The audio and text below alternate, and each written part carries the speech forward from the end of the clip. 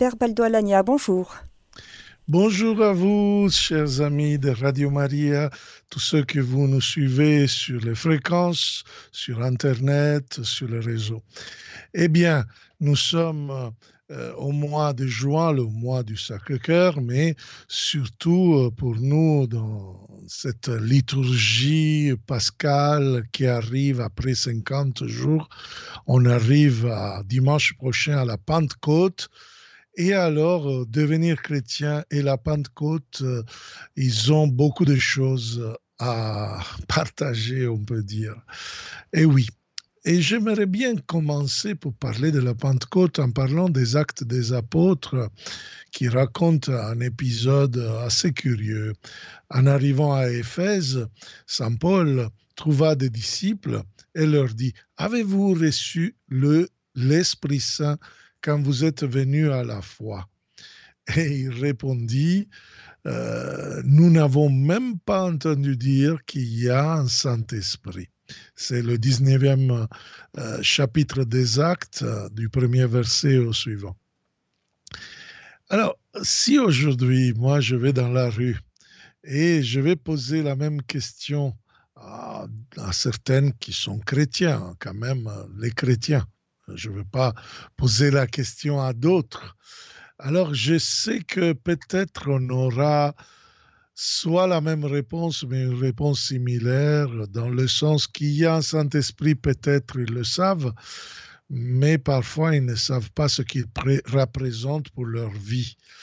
Aujourd'hui, nous avons une occasion unique, celle de justement de faire la découverte, l'expérience essentielle pour notre foi.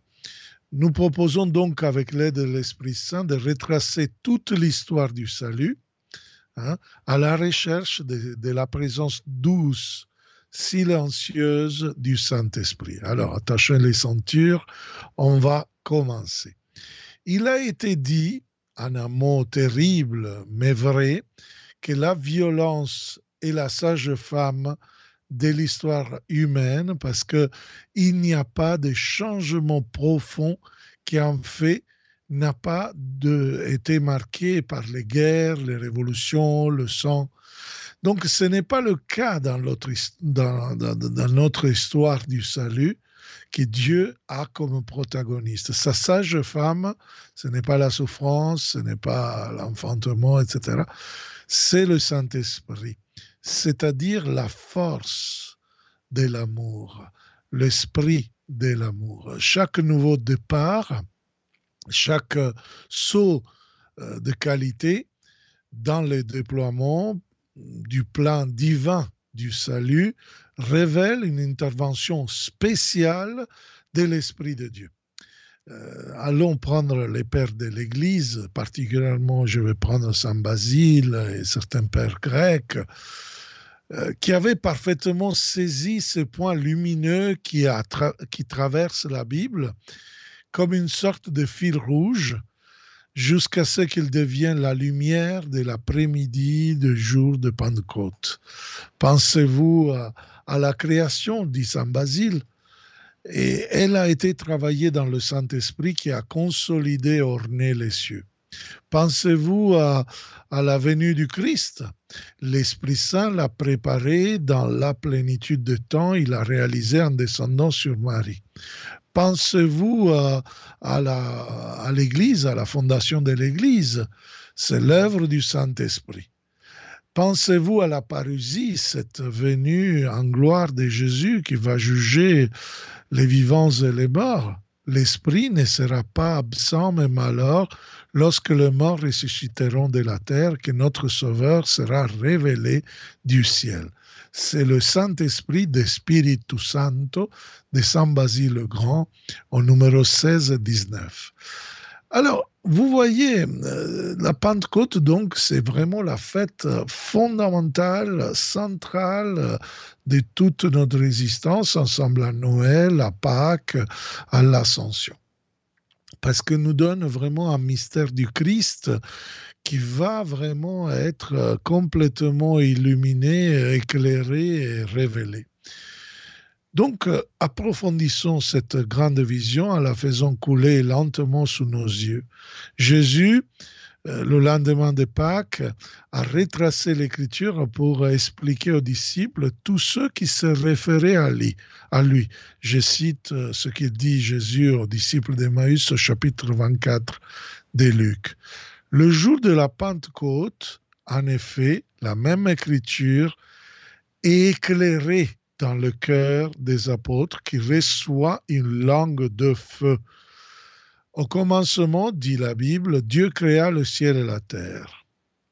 Maintenant, la terre est, à ce point-là, la terre était en forme déserte et les ténèbres, disait la Genèse, couvraient l'abîme. C'était le chaos total.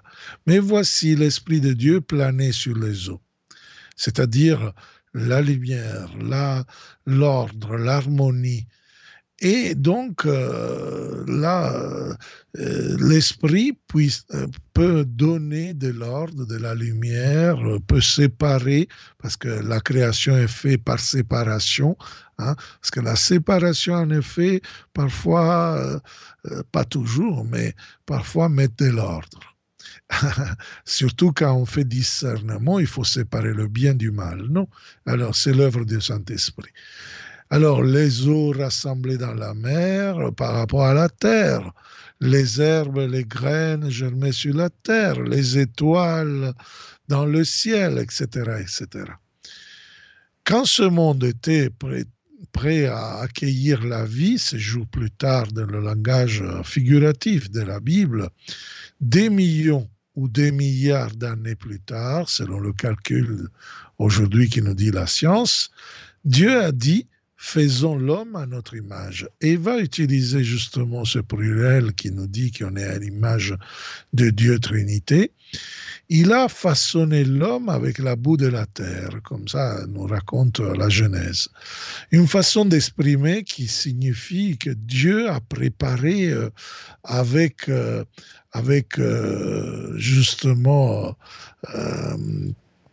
les lois, même si un jour ils vont nous démontrer que les lois de l'évolution sont véritables, etc., mais que Dieu, en effet, a donné vie au monde.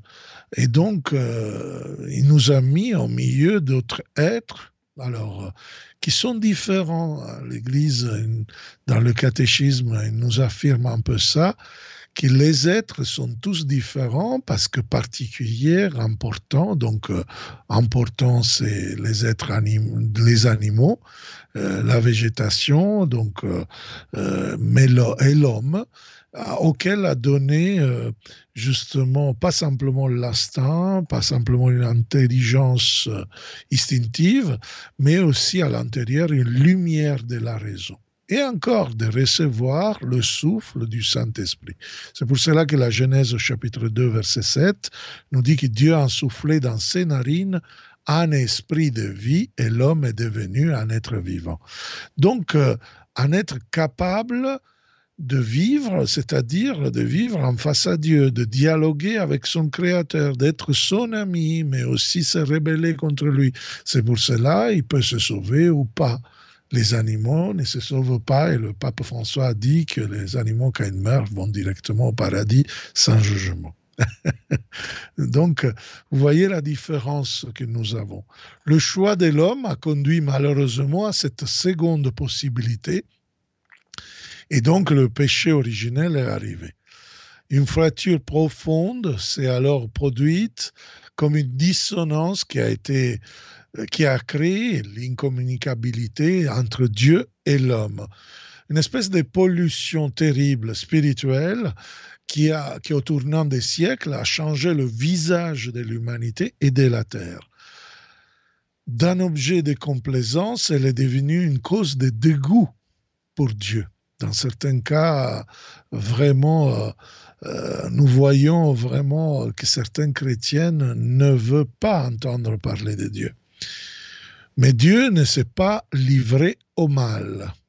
Dans sa grande miséricorde, il a décidé à ce stade justement de remodeler la création comme si c'était un peu une statue de bronze corrodée, déformée, et alors il a besoin d'être retouché, refondé pour représenter justement une nouvelle créature. Alors il a établi un nouveau, comment dire, un nouveau premier-né, c'est le nouvel Adam, c'est-à-dire son fils Jésus-Christ.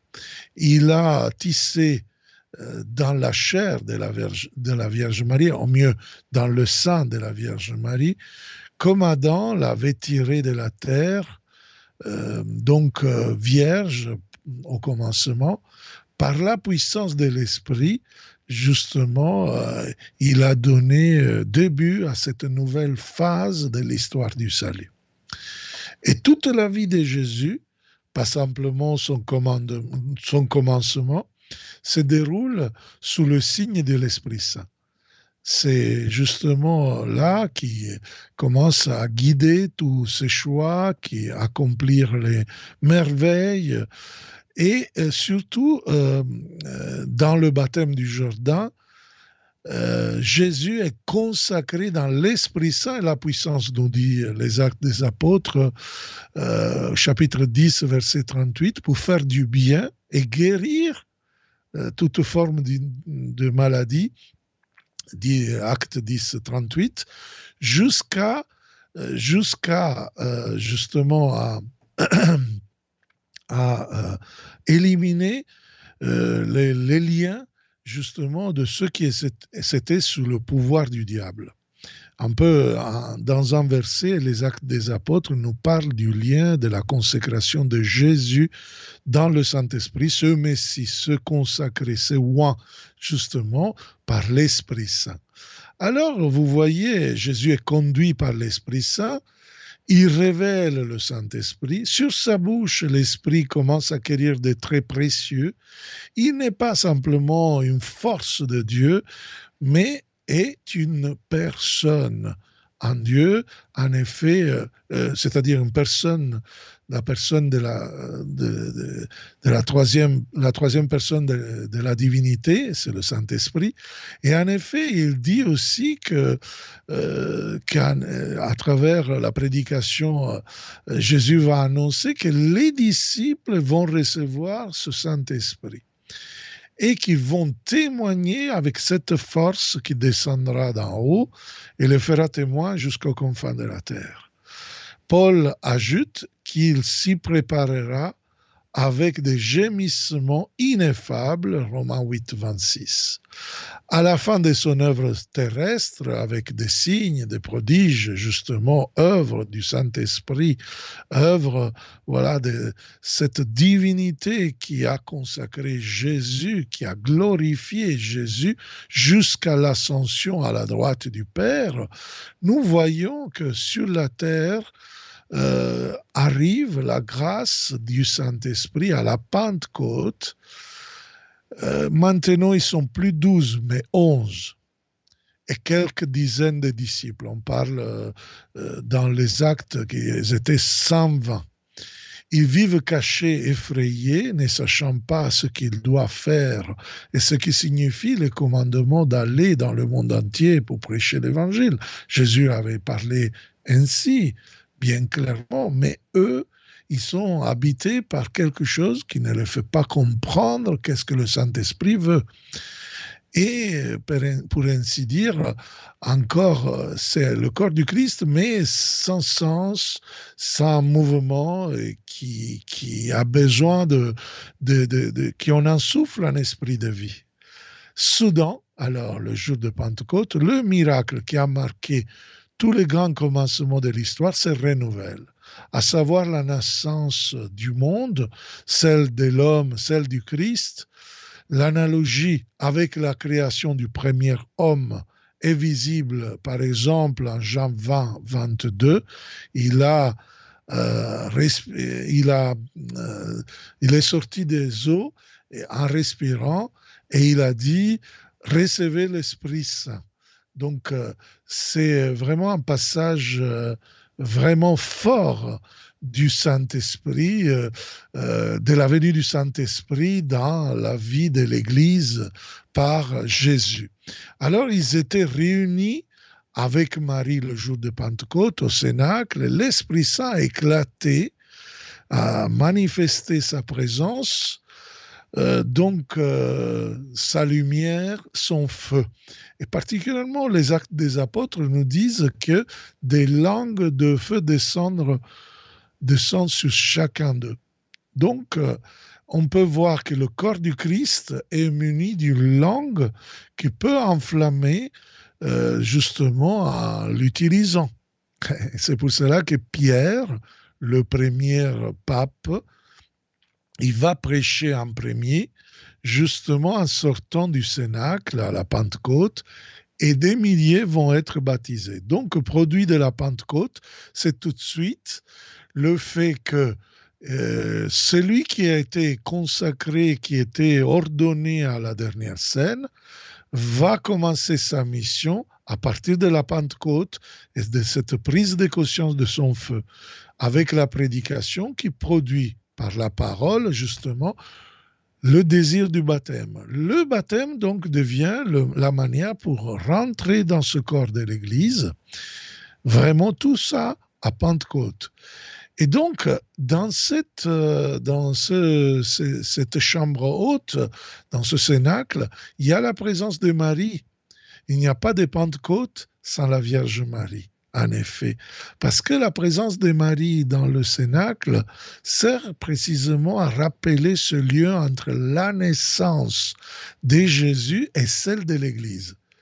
Donc, Marie, souvent dans l'histoire de l'Église, souvent par des artistes, est confondue un peu avec le Saint-Esprit. À tort, parce que le Saint-Esprit est Dieu, la Vierge est la plus grande parmi les saints, donc dans la communion des saints. Mais quand même, il y a un lien entre les deux pour nous dire que comme Jésus était enfanté dans le sein de Marie, comme ça on est à Pentecôte, à la naissance de l'Église, au minimum dans l'œuvre de Luc, entre Luc, l'Évangile et les Actes des Apôtres. Alors c'est une chose nouvelle que Dieu a annoncée aux hommes depuis si longtemps, maintenant est accomplie. Je cite la prophétie d'Isaïe 43, 19. C'est pourquoi à Pentecôte, les lectures de la messe du jour, ils ont un psaume responsorial qui justement, il va nous annoncer justement les paroles, les mots vibrantes qui avaient servi à chanter le miracle de la création. Envoie ton esprit et ils seront créés, renouvelés, et sera renouvelée la face de la terre. Le signe le plus visible que quelque chose de nouveau s'est produit sur la terre est la réunification du langage, la glossolalie, c'est-à-dire le fait que les apôtres sortis parlent un langage nouveau, mystérieux. Mieux, ils parlent avec un nouveau pouvoir, leur langue habituelle, de sorte que quiconque les écoute, parthes, élamites, grecs, romains, les comprend comme s'ils parlaient sa propre langue et étaient étonnés. C'est le signe de l'unité retrouvée de la race humaine, parce que je vous rappelle qu'à partir de Babel, donc, il y avait une division terrible parmi les peuples. On pourrait dire que c'est à Pentecôte que justement le Saint-Esprit nous demande d'être fratelli tutti. Comme disent le pape, on en a déjà parlé, c'est-à-dire on est dans une grande famille, une grande fraternité, que vraiment, qui nous présente la Pentecôte justement comme début de cette expérience. Donc, nous voyons que la Pentecôte, c'est justement la fête très importante qui, en effet, nous donne de pouvoir entrer dans l'identité des enfants de Dieu. Il y a Saint Irénée de Lyon, pardon, excusez-moi, parfois je réfléchis en italien, Saint-Irénée de Lyon qui disait justement cette phrase tellement, tellement belle qui, en effet, nous parle de la Pentecôte et il nous dit justement que les gens, les gentils, les païens, disons, hein, voilà, le peuple forme maintenant un cœur merveilleux, mirabilis, c'est-à-dire un cœur qui peut se voir, qui manifeste la merveille de Dieu, pour célébrer dans les différentes langues la louange de Dieu, pendant que l'Esprit reconduit à l'unité les tribus dispersées et offre au Père les prémices de tous les peuples. C'est Adversus Hereses contre les hérésies au 3e chapitre 17.2. Alors, dans l'Église, les hommes sont appelés à être des frères, des sœurs. Et parmi eux, il y a la même langue, la langue de l'amour enseignée par l'Esprit Saint, imprimée dans le cœur avec le sceau du Saint-Esprit, comme dit Romains 5.5.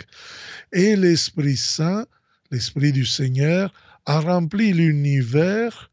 Lui, c'est lui qui est tout uni, connaît toutes les langues. Ça, c'est l'antienne voilà, d'introduction de la messe de la Pentecôte. Donc le miracle, le prodige accompli le jour de Pentecôte se poursuit aujourd'hui encore dans la liturgie, dans la prière, dans la mission de l'Église, dans l'unité du peuple de Dieu, dans la fraternité, dans l'amour, dans le service aux pauvres. Si quelqu'un a écrit un auteur ancien, vous dira, vous avez reçu l'Esprit Saint. Hein? C'est l'auteur, un auteur du VIe siècle dans la patrologie latine. Donc si quelqu'un vous dira, vous avez reçu l'Esprit Saint, pourquoi ne parlez-vous dans toutes les langues de l'époque? Vous devez répondre, bien sûr, je parle dans toutes les langues, je suis en fait inséré dans ce corps du Christ qui est l'Église, qui parle toutes les langues. Aujourd'hui encore, l'Église parle et comprend toutes les langues, tous les langages de tous les peuples. Il comprend et valorise la culture et l'héritage.